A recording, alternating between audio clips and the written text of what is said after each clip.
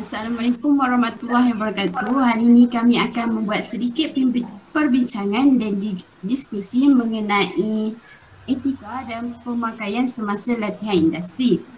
Untuk subjek Workplace Competency Set 16 bersama saya Nur Ain binti Ahmad Khairuddin dan rakan-rakan saya Nur Nailah, Muhammad Hafizah dan Mio Ahmad Syed. Okay, sebelum tu saya tanya, korang minggu depan kan kita dah start intern, korang dah ready ke? Alhamdulillah. Wah, sama semangat nak intern. Okay, disebabkan minggu depan kita dah start intern, apa kata kita bincang pasal etika dan pemakaian semasa latihan industri. So, soalan pertama dia, macam mana kita nak jaga penampilan kita sebagai lelaki dan wanita? Okay, kita start dengan penampilan wanita terlebih dahulu. Okay, macam apa yang saya tahu lah kan, kalau macam kita kerja dekat sektor kerajaan, bagi perempuan mestilah kita kena berpakaian formal, termasuklah lelaki. Tapi untuk perempuan ni kita kena berbaju kurung, pakaian sopan lah. Apa yang kita tengok benda tu kenalah menutup aurat bagi yang muslim, sementara bagi non-muslim pula kenalah bertutup.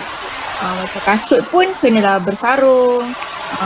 Lepas tu kalau macam perempuan yang non-muslim tu, dia kena, kalau nak pakai skirt boleh, kena lebih daripada paras lutut lah. Bagi macam pakaian tu janganlah yang mencolok mata tu, janganlah lebih-lebih kan, kita nak pakai over-over, nak pergi mana, nak pergi kerja kan, janganlah kita nak over-over. Kalau macam lelaki pula, Hafizah akan terangkan.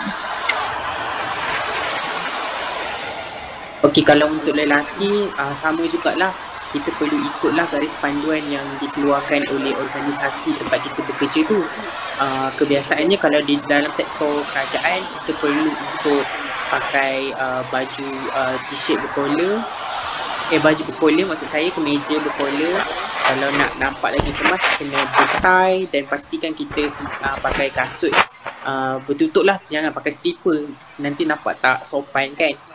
Dan bagi saya pemakaian ni sangat penting sebab kita bila kita bekerja dekat tempat baharu, image tu melambangkan profesionalisme kita sebagai seorang pekerja. Kalau kita gagal untuk menjaga image kita dengan baik, maka ia akan menggambarkan personality kita. Sangat penting untuk kita jaga penampilan kita.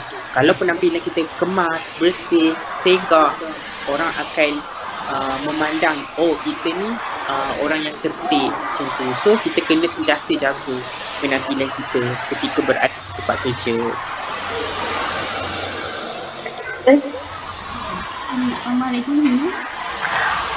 Okey, saya akan tambah untuk dari segi rambut pula kan. Macam semua sedia maklum, rambut ni adalah benda pertama yang orang akan nampak kan, tengok seorang lebih-lebih lagi lelaki lah.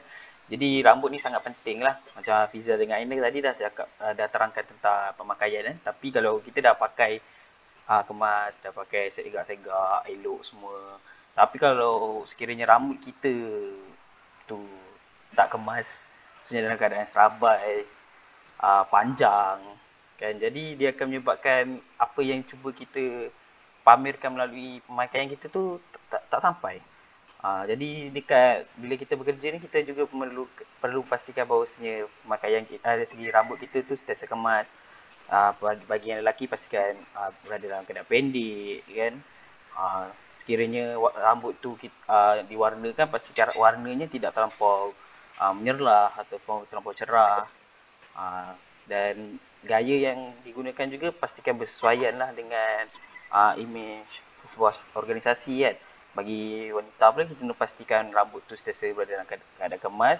Sekiranya panjang, pastikan rambut itu diikat dan teratur lah, supaya kita dapat memastikan kita punya keadaan kita sentiasa kemas dan segak lah.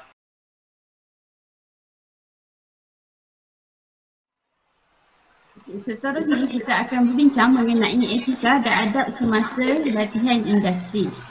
Soalannya adalah, kenapa kita sebagai seorang pelajar perlu menjaga etika di tempat kerja? Terima kasih atas soalan yang diberikan. Okey, saya akan cuba jawab. Antara kepentingan kita sebagai seorang pelajar menjaga etika kita di tempat kerja adalah pertama, untuk memastikan nama universiti kita terpelihara. Jadi bila kita bekerja di tempat industri, kita membawa nama universiti kita. Jadi adalah wajar untuk kita pamerkan sikap-sikap yang baik. Contohnya seperti menepati masa, bertanggungjawab, rajin dan sebagainya. Kalau kita menunjukkan sikap-sikap yang tidak positif, contohnya seperti malas, tidak menepati masa, tidak bertanggungjawab, sedikit sebanyak nama universiti kita juga yang akan buruk. Dalam pada masa yang sama, bila kita berkhidmat di tempat latihan industri, kita wajar untuk pamerkan sikap yang beretika, kerana kita akan mempamerkan imej syarikat bila kita memberikan perkhidmatan kepada orang lain. Kalau kita tidak berbuat demikian, kita yang akan merosakkan nama syarikat itu sendiri. Seterusnya, saya serahkan kepada saudari Nia. Okey, baik. Saya setuju dengan pandangan yang diberikan oleh Hafizal, kerana status kita sebagai seorang pelajar apabila kita ke organisasi tersebut adalah untuk menyelesaikan tanggungjawab kita, memenuhi keperluan kita adalah dengan melakukan latihan industri. Jadi apabila kita melakukan latihan industri, status kita adalah sekadar sebagai pekerja sementara. Jadi apabila kita menjaga etika adab kita sepanjang kita menjalankan latihan industri kita, sedikit sebanyak ia memberikan kesan yang positif lah terhadap masa depan kita. Kita juga berpeluang besar untuk mendapat peluang bekerja sebagai pekerja yang tetap di organisasi tersebut. Jadi perlulah untuk kita menjaga kita punya etika dan adab. Janganlah apabila kita bekerja, kita hanya menjalankan tugas kita sendiri, tidak berhubung ataupun berkomunikasi dengan pekerja-pekerja lain. Perkara ini sangat penting lah, kerana apabila kita berhubung dengan pekerja-pekerja lain, secara tidak langsung kita akan dapat mewujudkan suasana yang harmoni di tempat kerja. Apabila suasana harmoni ini dapat dibentuk, maka secara peribadi untuk kita bekerja di organisasi tersebut pun akan menjadi lebih selesa dan lebih seronok lah. Jadi oleh sebab itulah pentingnya untuk kita menjaga etika dan adab kita sepanjang kita berada di sesebuah organisasi. Okey, sekian dari saya. Seterusnya, Nailah. Pandangan Hafizal dengan Mio tu dah cukup bagus. Saya pula, macam saya rasa kepentingan etika ni kepada diri kita sendiri, iaitu kita dapat memupuk sikap yang kepribadian yang bagus atau yang baik, yang mulia kan. Dengan adanya etika ni kita dapatlah sekurangnya macam orang akan hormat dengan kita apabila kita mengamalkan etika yang bagus ini. Contoh dia, etika ni datang awal pergi kerja, awal waktu kan. Lepas tu masa kerja tu kita sendiri kalau macam tak tahu apa-apa, mestilah kita tak tahu apa, sedangkan sebab kita ni baru nak belajar kan, kenalah rajin-rajinkan bertanya kepada orang yang kerja di situ, hormat orang lain. Lepas tu kesannya kepada keadaan sekeliling, kita mewujudkan persekitaran pekerjaan yang selesa, yang sihat.